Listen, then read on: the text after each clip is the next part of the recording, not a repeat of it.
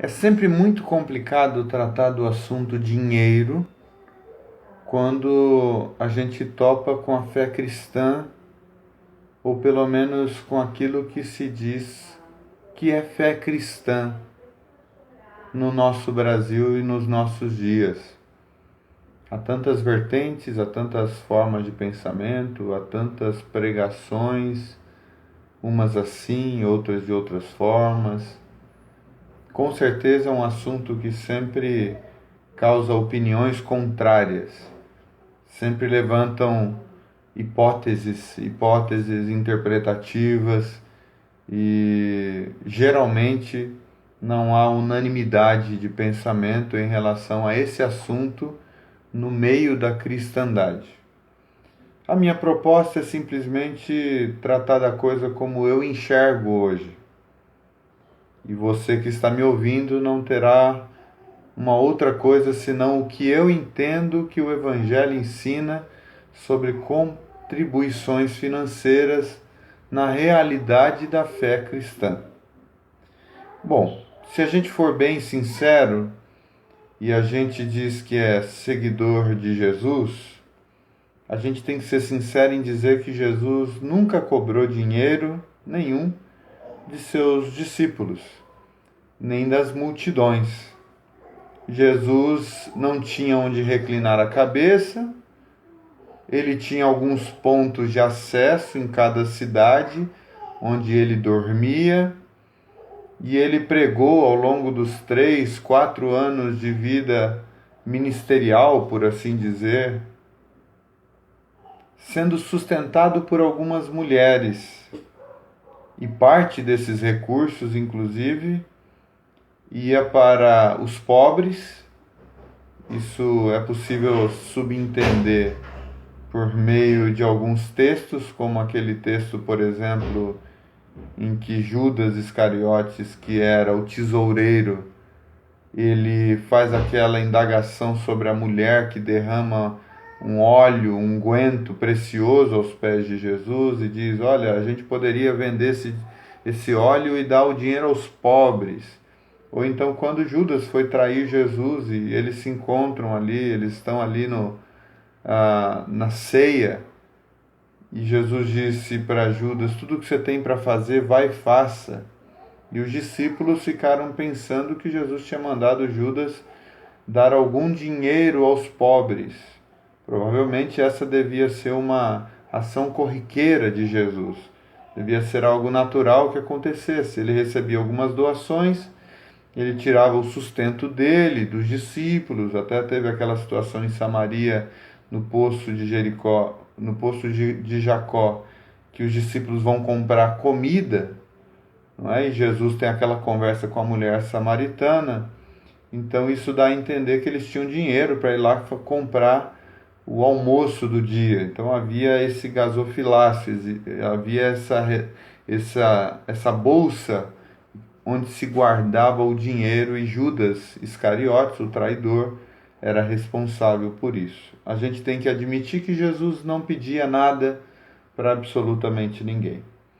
A gente também precisa admitir que Jesus falou sobre dízimo apenas uma única vez, que é em Mateus 23, quando ele está lidando com pessoas do templo, que eram judeus, que viviam debaixo da lei mosaica e que tinham o costume de dar o dízimo.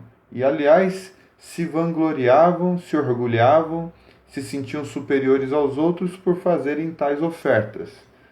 Jesus traz uma crítica severa em Mateus 23. Se você quiser, você pode ler o texto inteiro. E uma das críticas que ele faz é que eles davam o dízimo da hortelã, do cominho, mas eles não guardavam o principal da lei, que era a justiça. E é interessante a gente pensar nisso. Eles guardavam os rituais da lei, mas não guardavam o espírito da lei, a essência da lei.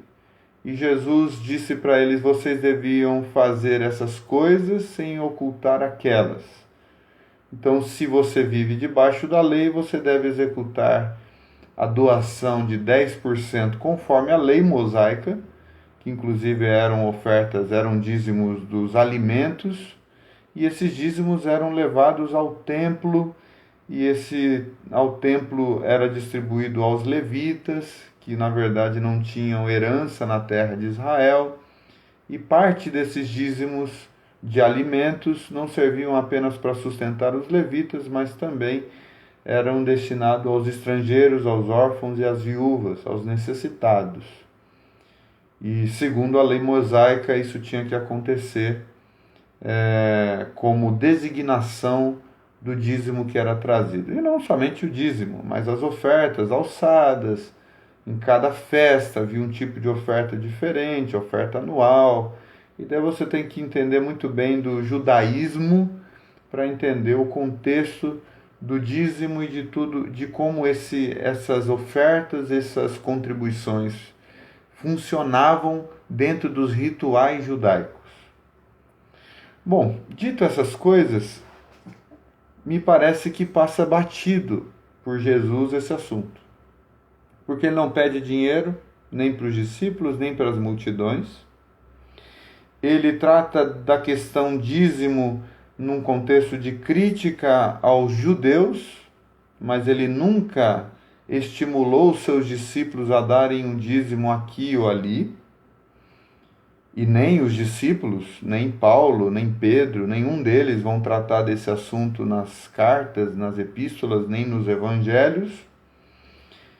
E Jesus, quando manda o pessoal pregar de 2 em 2, ele dá uma recomendação interessante, está lá registrado em Mateus capítulo 10, que assim como eles receberam da parte de Deus a salvação, a graça, a misericórdia de graça, eles também deveriam oferecer isso aos outros sem cobrarem coisa alguma, sem imporem nenhum tipo de contribuição. Eles, inclusive, foram chamados por Jesus a não levarem nem dinheiro reserva, a confiarem totalmente que no processo da jornada de pregação, de ensino, o Pai lhes sustentaria. Foi o próprio Jesus que ensinou isso e que viveu, que encarnou isso. A confiança dos missionários em terem a provisão do Pai em cada cidade em que chegariam. A provisão, a dependência total a ponto de não levar bolsa nenhuma, reserva nenhuma. Nós temos que lidar com esse fato. Não estou aqui advogando absolutamente nada ainda, eu só estou fazendo uma declaração simples e pura dos textos, só para a gente entender o contexto e como que a gente deve se posicionar a partir daí. Ora, se Jesus não pediu absolutamente nada aos discípulos, se ele ensina os pregadores a irem e a darem de graça aquilo que receberam de graça, e ele faz uma crítica severa àqueles que se orgulham de dar alguma coisa, e no caso lá da realidade do templo, de darem o dízimo e negligenciarem o mais importante da lei, nós temos que fechar esse assunto em Jesus dizendo: não há barganhas a fazer. Não há esse elemento de troca. Não há imposições a fazer. Quem é que deve ousar fazer um tipo de imposição que nem Jesus fez? Quem é que deve constranger as pessoas a uma determinada realidade que nem Jesus constrangeu? Quem é que tem a coragem de ultrapassar os ensinos de Jesus e, ao invés de buscarem servir, buscarem ser maiores do reino, e o maior do reino é o que serve, então buscarem sua vida diária servir, servir, servir numa porção, numa proporção, numa condição cada vez maior, cada vez mais profunda, cada vez mais abrangente? Quem é que deve, pensando nessas palavras de Jesus, ao invés de buscar o serviço amoroso, quem tem a coragem de exigir que os outros o sirvam? que os outros o sustentem, que os outros o coloquem no centro das suas contribuições e generosidades. Generosidades.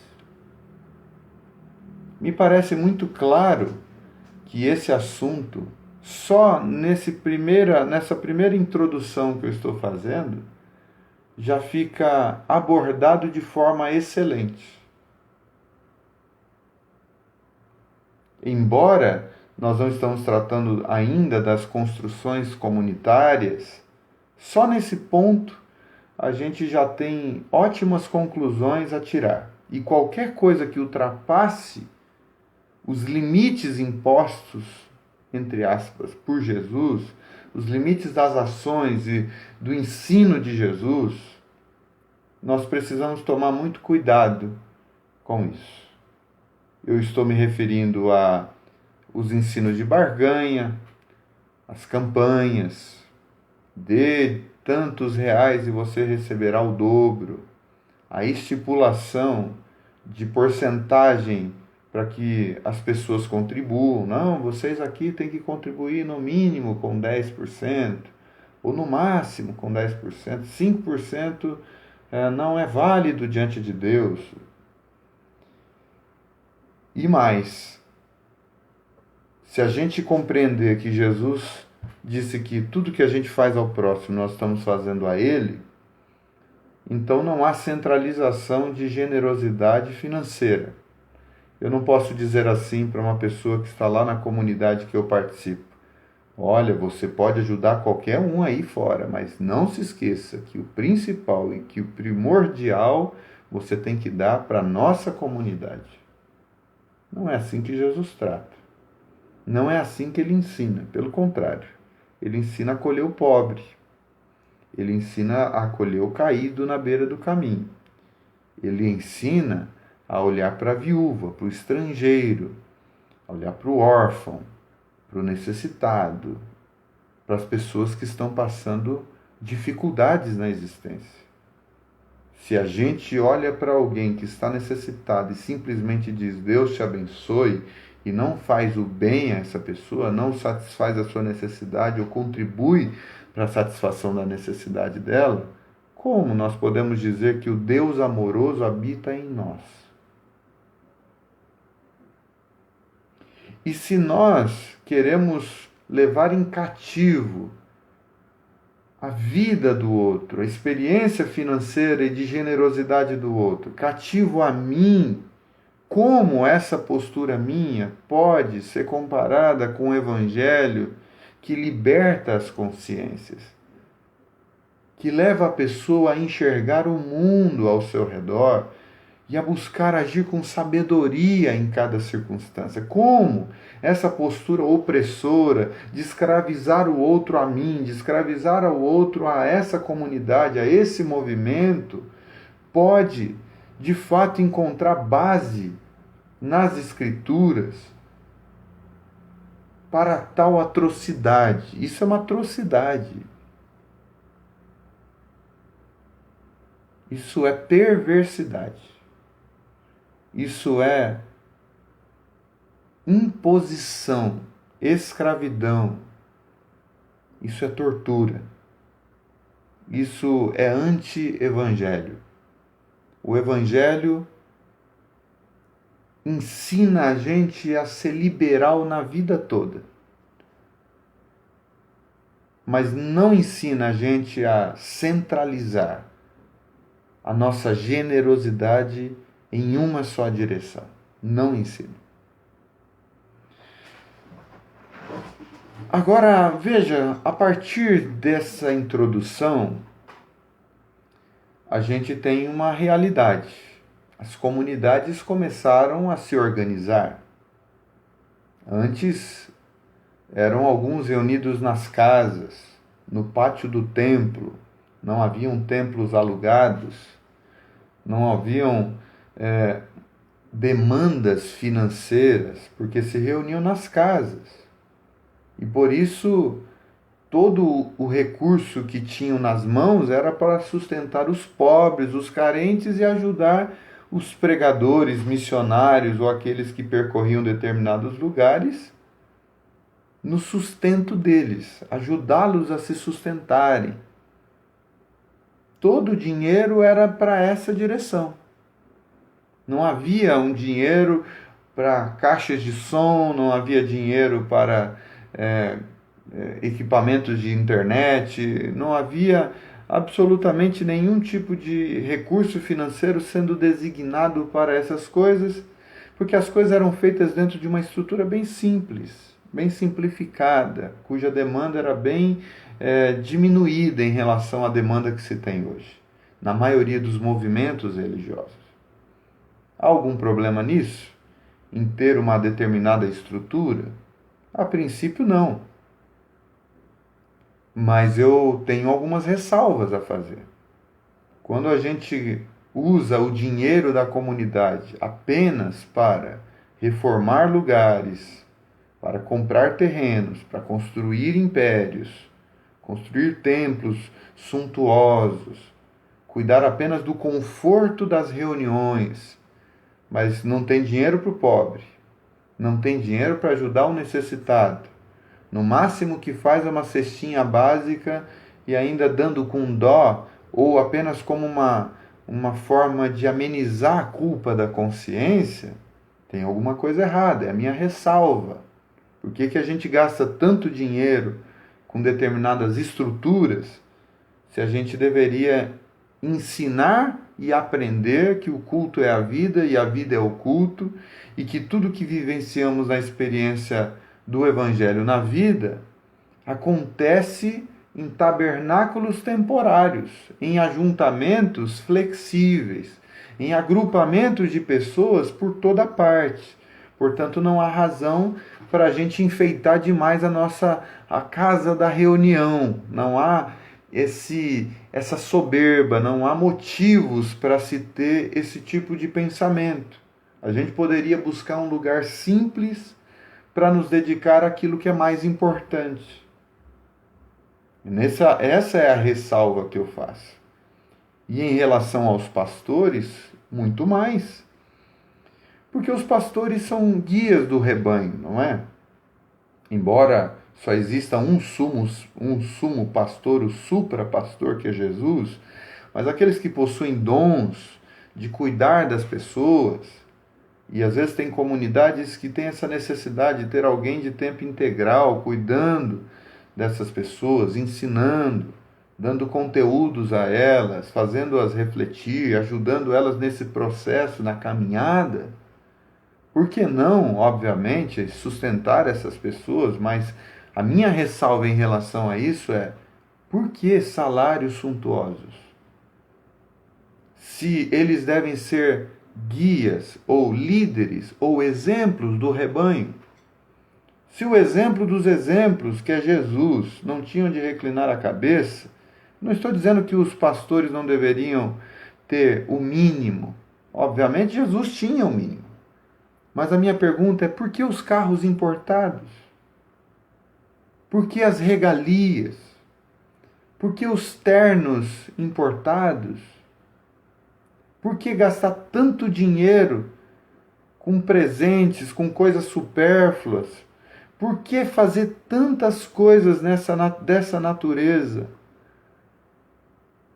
Por alguém que deveria ser o primeiro a servir, o primeiro a viver em simplicidade, o primeiro a buscar as coisas mais simples da existência, porque está focado em coisas mais excelentes, mais profundas.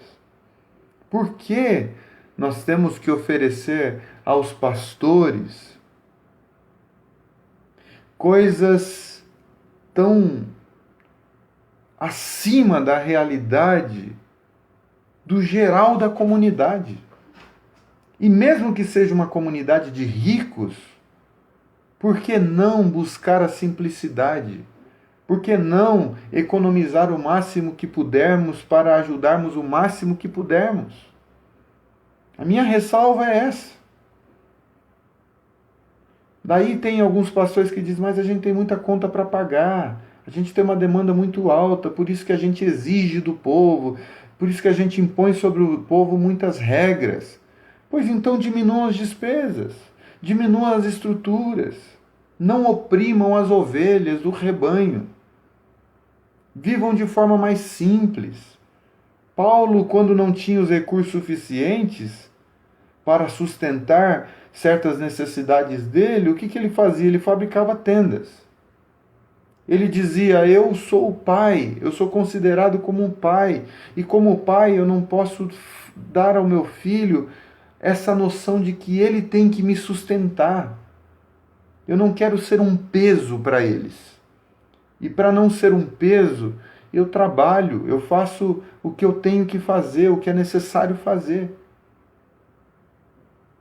Se a gente adentrar nos evangelhos, nas cartas, a gente vai ver recomendações como, por exemplo, que Paulo escreve, dizendo: se vocês têm o que comer e com o que vestir, estejam com isso satisfeitos. O apóstolo Paulo disse isso. Será que ele falou isso para as comunidades e instruiu isso para as comunidades e ele mesmo vivia uma vida de rei? A gente tem que parar com essa resposta positiva ao capitalismo, aos padrões de vidas elevadíssimos, ao status da sociedade. A gente tem que parar de ficar almejando essas coisas. Porque o Cristo não era assim. O apóstolo Paulo não era assim. Não havia esse tipo de ambição no coração dos pastores que conheceram Jesus. Mas a gente nutre essa ideia de prosperidade, de restituição, de bênção do Senhor sobre a sua vida, de um cara enriquecendo a despeito da generosidade das pessoas e do medo e do pânico que eles causam nas pessoas por meio de suas pregações que contemplam os devoradores, que contemplam as maldições e ressuscitam a lei para impor sobre os outros um jugo que nem eles próprios fazem, nem eles próprios se doam profundamente como eles exigem do povo. E isso se enquadra perfeitamente nos fariseus. Leia Mateus 23. E você vai ver que uma das características do fariseu é essa. Ele impõe fardos pesados para o povo, mas ele próprio não é capaz de levantar um dedo para cumprir aquilo que ele impõe sobre o outro. Então, não há muita coisa o que fazer. Eu não sou contra pastores que ficam de tempo integral e são sustentados pelos irmãos. Mas eu sou contra a imposição, as regras, as leis, porque o que o Novo Testamento nos ensina é que cada um contribua conforme propôs o seu coração, não por tristeza nem por necessidade, porque Deus ama quem dá com alegria. Excluir alguém da comunidade porque não oferta, meu Deus do céu, isso é o absurdo dos absurdos. Essa é a verdadeira heresia. Essa é a verdadeira apostasia da fé humilde de Jesus. Nós não fomos convidados por Jesus a ordenar que os outros nos sirvam. Nós fomos chamados a servir, assim como o Filho do Homem não veio para ser servido, mas para servir e dar a sua vida em favor de muitos. Nós, que somos muito menores do que o Cristo, devemos agir como Ele nos ensinou, lavando os pés uns dos outros. Portanto, se a estrutura que eu montei está me fazendo exigir do povo, pregando um evangelho totalmente oposto ao que Jesus ensinou, se essa estrutura está me fazendo corromper na fé, pois então é necessário que se renuncie mesmo essa estrutura. E daí você diz assim: mas como renunciar? Volte a fazer reuniões em casas. Vai trabalhar. Se a sua comunidade não tem dinheiro para sustentar você, vá trabalhar. É justo. Vá fazer aquilo que Os seus dons te capacitam a fazer através da profissão. É digno. Digno é o trabalhador do seu sustento. Se a comunidade não pode pagar um pastor, pois então trabalhe e pegue tudo o que vier voluntariamente em termos de contribuição e contribui 100% para os necessitados, para os pobres. Alcance pessoas. Tem tanta gente sem casa, tem tanta gente passando fome, tem tanta gente com tantas dificuldades, endividadas, tem tanta gente oprimida, tem tanta gente vivendo na pobreza, na miséria, em condições subhumanas. Vai para as favelas, leva o dinheiro lá. Agora, se a comunidade pode se sustentar, viva de forma humilde, de forma simples. Seja exemplo para o rebanho. Dificilmente um rico herdará o reino dos céus. Será que vocês não entendem? Pastores arrogantes, que gostam de glórias e fama e status humanos. Será que vocês não entendem isso? Que é mais fácil um camelo passar pela funda de uma agulha do que um rico herdar o reino dos céus? Por isso nós temos que voltar para o Evangelho. Será que há alguma coisa que eu deixei de falar sobre esse assunto? Já estou há 26 minutos falando sobre esse assunto. Será que falta alguma coisa? Oferta, contribuição é voluntária. Mostre as necessidades da comunidade, as demandas da comunidade. Seja transparente, sincero, honesto. Mas dê às pessoas o espaço da voluntariedade. Isso concorda com o espírito do Evangelho.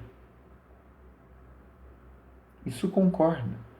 E ensine as pessoas a serem generosas na vida. Com dinheiro, com tempo, com dons, na vida toda. Ensine a comunidade a cuidar dos seus parentes, ensine a comunidade a cuidar dos seus amigos, ensine a comunidade a doar e ajudar mesmo os seus inimigos. Ensine a comunidade a se envolver com projetos sociais da cidade, mesmo que não seja promovido pela sua comunidade. Ensine a comunidade a enxergar os marginalizados. Ensine a comunidade a ver aqueles que ninguém está enxergando.